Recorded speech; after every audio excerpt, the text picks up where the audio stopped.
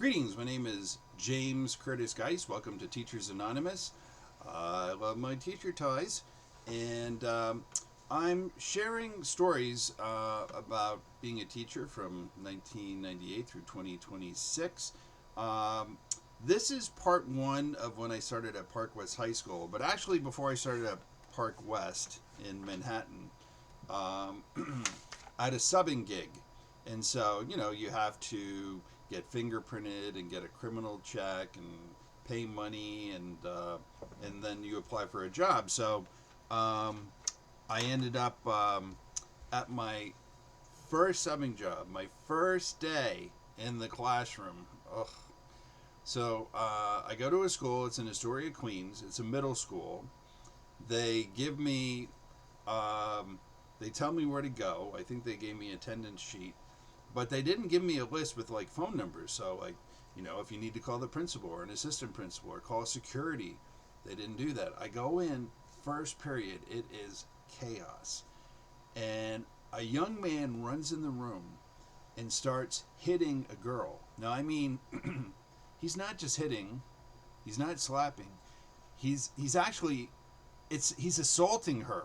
I mean, he's hurting her, and so there's no security in the hallway. I don't have a phone number. I say to a kid, "Run to the principal's office or run to a security agent. I need help in here."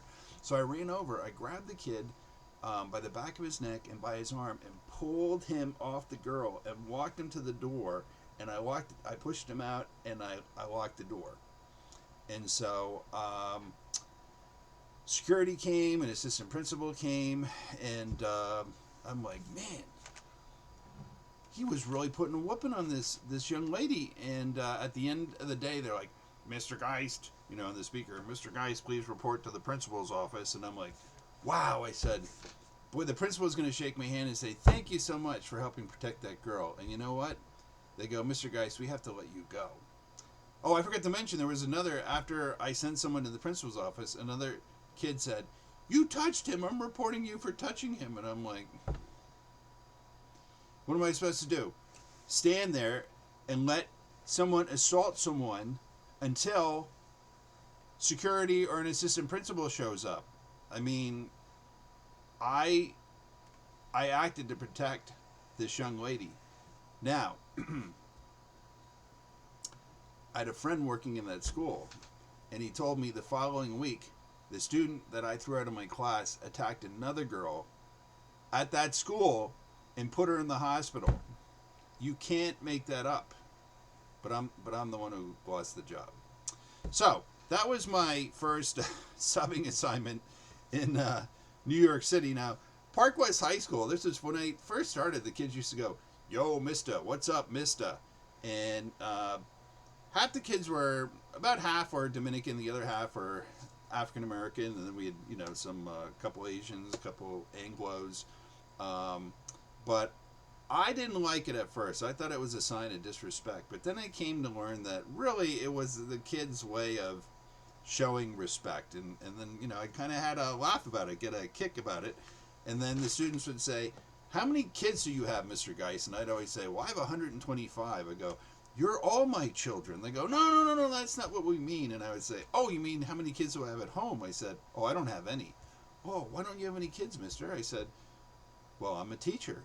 I said, "And 5 times a day I teach." I go, "And I get to see the way young people act in class." And I think, do I want to teach kids all day and then go home and have to deal with kids acting up at home?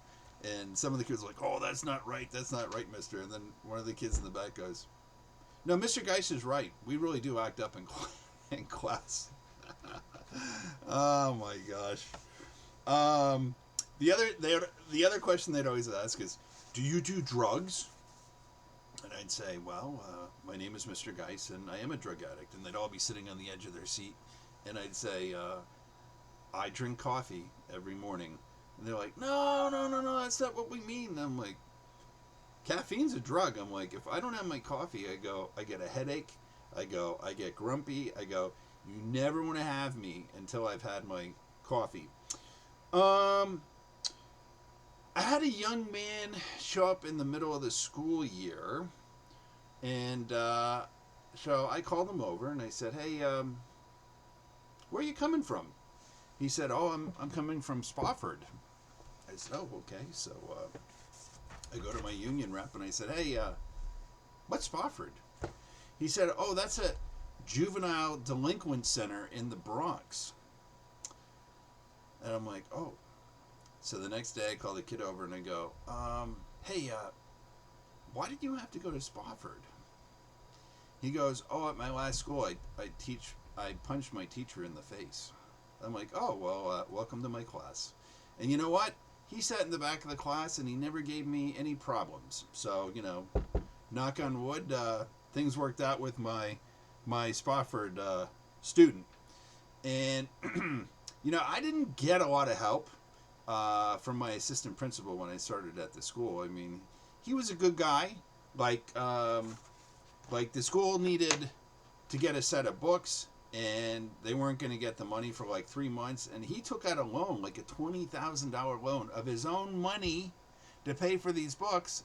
And then the school district paid him back in 3 months. But, he didn't have to do that. So that I always held him in high regard for doing that. But when I needed help, he was on the verge of retiring. It was his last year. He had back problems. He was always in pain. He just did not want to be bothered. So I had to go to the teacher's lunchroom.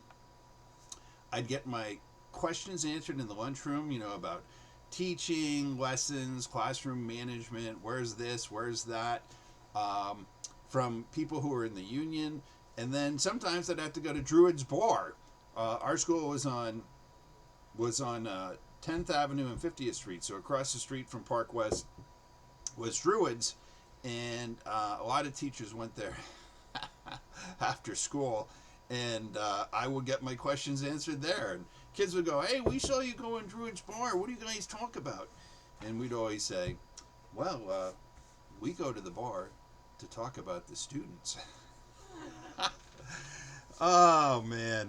So, another one of the stories was when I would teach about in government or history, U.S. history class about suffrage. Women, I would say, "How many people here support women's suffrage?" And I would see, the kids look at each other and they'd start sweating, and they didn't understand that suffrage meant the right to vote. They thought it meant suffering. So it's like, "Oh, do you support like domestic abuse, slapping women around?" And so no one raised their hands. And then once I taught them the definition, they laughed, and they're like, "Oh, we thought it meant suffering." So that, every year I had to teach students what the word suffrage meant. So I think that's about it for part one of stories from Park West High School. I'm so grateful. I'm going to tell you, the city kids, I would call parents and their behavior would improve. And I could be tough on kids. I never had a kid from the city run to their parent to complain about me. But when I started teaching in 2015, I started teaching in New Jersey. In Newark, the kids would run to the principal. And then when I taught in some white schools, these kids would run to their parents about everything. And boy, I just never had that problem with city kids. So anyway, so God bless you, all humans and ETs. All my books are on Amazon, and thank you so much for listening.